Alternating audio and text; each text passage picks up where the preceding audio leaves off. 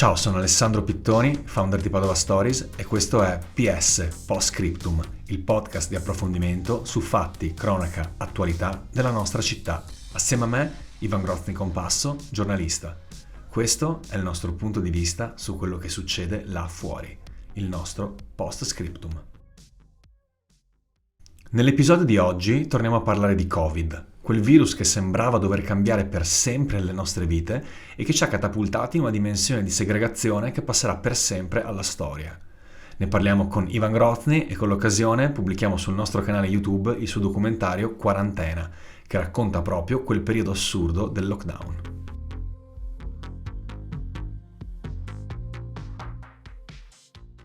Mantenere la distanza di sicurezza di 1 metro, quindi misurando questo locale, No, da Tino tu devi uscire. 2, 3, 4, 5 metri, possiamo stare al massimo in 5 in piedi, ma siccome bisogna stare seduti massimo 3. Ciao Ivan, come anticipato oggi torniamo a parlare di Covid perché il 21 febbraio è caduta una ricorrenza tristemente importante. 4 anni fa moriva infatti Adriano Trevisan, cittadino di Vo Euganeo, primo deceduto in Italia per Covid.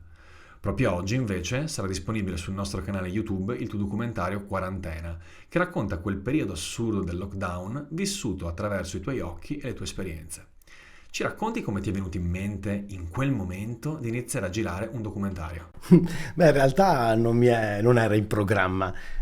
Di fatto però è un periodo molto particolare. Io ero abituato a raccontare crisi andando in giro, magari proprio appunto uscendo anche dall'Italia, e mi capitava incredibilmente una crisi in casa, nel senso che stavamo vivendo qualcosa di assolutamente mai visto. Poi la provincia di Padova, hai accennato tu naturalmente a Vo Euganeo e alla morte del cittadino Adriano Trevisan, chiaramente ci vedeva al centro di questa vicenda, e quindi di fatto io, uscendo tutti i giorni perché il mio lavoro mi consentiva di farlo, ma mi obbligava anche a farlo perché bisognava raccontare com'era questa città che si approcciava appunto a stare rinchiusa di fatto, non si sapeva ancora per quanto. Io ho cominciato a raccogliere molto materiale e a un certo punto ho iniziato a riflettere, anche perché avevo di fronte diverse situazioni. Avevo di fronte il fatto che la politica non sapeva bene come comportarsi a fronte di qualcosa di assolutamente ignoto, quindi era interessante vedere come si evolveva anche il ragionare su questa emergenza. Poi c'era naturalmente l'aspetto personale, come vivevo io la questione, però mi incuriosiva più che altro come poi lo vivono gli altri. Ho la fortuna di avere Sara, al tempo aveva 9 anni, che è la mia vicina di casa. Con lei condivido un giardino e ho potuto osservare anche come i bambini hanno attraversato quel periodo fatto appunto di negazioni, fatto di rinunce. Sei in vacanza o in quarantena tu? In quarantena. E quindi cosa devi fare? Vacanza! Devo restare a casa. Vacanza! Devo restare a casa. Perché? Perché sennò prende mio coronavirus. Prenderà la multa. E c'è il contributo di un sacco di persone che fa sì che il racconto sia vivo e che di fatto sia una testimonianza di quelle giornate, vista non solo dal mio punto di vista, ma dal punto di vista dei bambini, e Sara ci permette di farlo. Ma appunto, essendo un racconto sociale, un documentario sociale, c'è anche tutta la parte appunto che riguarda come l'hanno vissuta le persone più anziane e com'era la nostra città, vuota, spenta, silenziosa, e questo secondo me non dobbiamo dimenticarcelo. Senti Ivan, allora nel documentario balzano all'occhio 2 punti di vista diversi. Quello delle istituzioni, che attraverso le interviste che hai potuto realizzare durante le conferenze stampa, penso anche a tutte le conferenze stampa di Zaia, e poi anche il punto di vista dei tuoi amici e conoscenti, quindi coloro che sei riuscito a frequentare comunque durante il lockdown. Ecco, fa specie vedere in loro atteggiamenti che sono completamente diversi in risposta all'emergenza sanitaria e al confinamento forzato. Che ricordi hai di quei momenti di confronto, di quelle piccole interviste che compongono il tuo documentario? Beh, devo dire che una gran mano me l'ha data Davide Lattino, che è un collega del Corriere del Veneto. Con Davide abbiamo condiviso molti momenti insieme proprio perché come cronisti eravamo presenti in città. C'erano dei giorni in cui eravamo esattamente gli unici due a camminare in via Roma, ad esempio, o nelle piazze. Ho delle immagini di questo tipo che fanno venire un po' i brividi se ci pensiamo, ed è chiaro che, per esempio, è interessante proprio come Davide spiega che sarà introdotta a giorni, si parlava così, questa regola dello stare a distanza, il metodo di distanza da mantenere, come stare in un bar. Oggi insomma fa un po' ridere a pensarci su, e anche a raccontarla in quel momento faceva ridere perché non la stavamo ancora vivendo, era in procinto di essere si stava insomma per dare una serie di regole nuove, si davano settimanalmente regole nuove, e quella sarebbe stata introdotta a breve, e ci scherzavamo su perché sembrava impossibile non poter entrare in un bar e bere un caffè al bancone, eccetera. Quindi sì, sono aspetti che sono anche buffi, però raccontano anche la drammaticità del momento. Poi dopo chiaramente c'è la parte delle istituzioni. È interessante come vedere i sindaci come reagiscono. C'è ovviamente il sindaco di Vo che lo si percepisce che è una situazione completamente diversa rispetto agli altri primi cittadini, che comunque sì, devono sottostare a delle regole stringenti, ma non così forti come Vo, che viene chiusa per qualche settimana, e c'è anche appunto il racconto di Vo. Buonasera. È protezione civile di Teolo, quindi? E da quanti giorni siete impegnati qua? 25 siamo qua. Tanto lavoro avete da fare, no? Parliamo tutte le sere. State voi dalle persone, sono spaventate, sono tranquille, in generale qua attorno, perché poi conta abitare 1 chilometro più in là o 1 chilometro più in qua, insomma, si è liberi o meno. Stanche più che altro. Sono stanche. Sono stanche.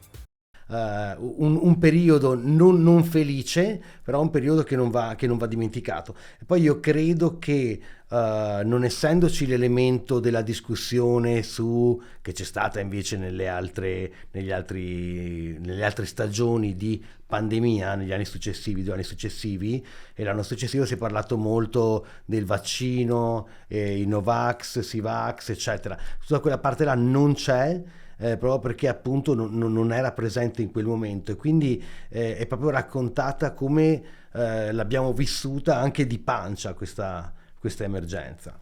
Ivan, tu in quanto giornalista hai potuto vedere da vicino gli effetti del Covid mentre si diffondeva tra le persone. Banalmente, in quanto giornalista potevi uscire, potevi appunto frequentare le conferenze stampa, vivevi quella città deserta che a molti è stata preclusa durante quel periodo. Penso anche a quelle conferenze stampa che vediamo appunto nel tuo documentario, quelle del governatore del Veneto Luca Zaia, no? Dove lui incomincia a introdurre tutte le precauzioni che sono diventate poi famose anche tra coloro che erano confinati in casa, fino proprio alla messa in atto del lockdown che ci ha chiusi tutti in casa. Ecco, ho solo detto delle banalità adesso, ma se tu ripensi a quel periodo, cos'è quella cosa che ti è rimasta davvero più impressa? Beh, è difficile da dire, però per esempio nel documentario In quarantena c'è una scena in cui io interagisco con un signore molto adulto, sono un signore anziano che ha una certa età, e lui in quel giorno gli insegna una grande cosa, e io non dimenticherò mai quell'incontro in cui diciamo che mi approccio a lui in una maniera un po' arrogante, ecco, anche se in realtà non è vero, però sto cercando di semplificare per farci capire, perché mi sembrava assurdo che bisognasse stare tutti quanti in casa, che le figure a rischio fossero i più anziani e proprio loro stavano in giro.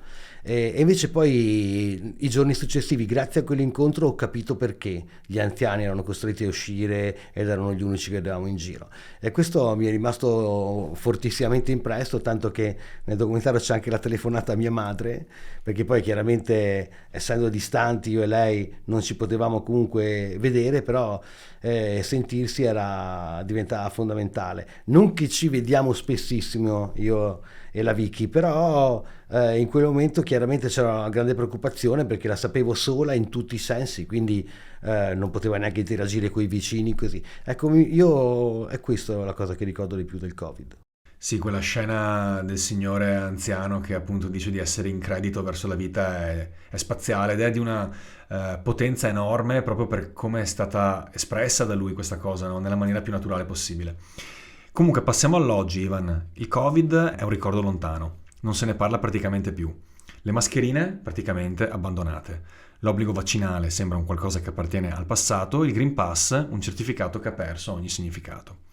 Sono passati i disegni di legge e nuove proposte sono state fatte per far fronte al mondo post-Covid, ma quello che ti chiedo è, a 4 anni di distanza, cos'è cambiato effettivamente e cosa doveva cambiare e invece è rimasto sempre uguale? Anche qui mi aggancio a una frase pronunciata nel documentario che la pronuncia Sergio Giordani quando dice che io gli chiedo preoccupato, ma non è che poi dopo continueremo a stare lontani? E lui dice di no, avremo invece tanto bisogno di stare insieme, di stare vicini. Ecco, io credo che non sia andata veramente così e credo che per le relazioni tra le persone il Covid sia stato abbia provocato dei danni, ecco, ma lo vediamo anche nel racconto che abbiamo quotidiano, insomma, anche soltanto guardando la cronaca, come ci sono più episodi di intolleranza anche tra le persone direttamente proprio, ci sono più episodi anche violenti. Ci sono una serie di situazioni che magari prima o erano nascoste o comunque non erano così evidenti. Poi il Covid ci ha lasciato anche il fatto che i più giovani, quelli che oggi magari hanno 18, 19, 17 anni, hanno vissuto l'adolescenza come nessuno nella storia, cioè rintanati in casa, e io credo che questo non può non avere delle ripercussioni, e quindi chiaramente dovremo essere molto attenti a queste cose, avere gli strumenti per intervenire dove bisogna intervenire, eccetera, però poi dopo di fatto sappiamo insomma che gli strumenti magari ci sono pure, ma non ci sono i fondi, non ci sono le possibilità. Quindi pensando all'oggi, insomma, ce lo dice l'attualità stretta, le conseguenze insomma ci sono e come. Ivan, concludo con una domanda, se vogliamo dirla un po' marzulliana, che si collega a questa tua ultima riflessione, no? Su come anche il Covid possa aver influito sulle relazioni sociali. Cioè, a distanza di 4 anni oggi, e in virtù anche di quello che abbiamo vissuto, possiamo dire che questo confinamento forzato che abbiamo vissuto in quel periodo ha fatto in modo che oggi viviamo la vicinanza con le altre persone, viviamo il rapporto con le altre persone, nella misura in cui siamo più vicini tra di noi o siamo più lontani? Ma a me piacerebbe dire che siamo più vicini, però mentirei se dicessi questa cosa. Ho notato, ho avuto la fortuna durante l'ultimo anno di Covid di poter andare all'estero per lavoro, ed ero stato in Libano, in Siria e in Iraq, e quindi ho potuto vedere come lì avevano vissuto la quarantena, avevano vissuto la pandemia, e mi sono reso conto che più era complicata la situazione e più erano pronti, diciamo, le persone anche ad affrontare questo tipo di emergenza. Quindi questo un po' mi ha fatto capire che probabilmente noi, non essendo stati abituati, per fortuna, ad affrontare grandi emergenze negli ultimi 40-50 anni, di fronte a questa prima siamo trovati decisamente impreparati, ma non soltanto come governi, come strumenti, ma proprio come esseri umani, diciamo, come popolazione. E quindi credo che anche su questo dovrebbe fare un minimo di riflessione, però sperando appunto che questa esperienza non ci serva più avanti, perché ci auguriamo che non ci accada più una cosa così.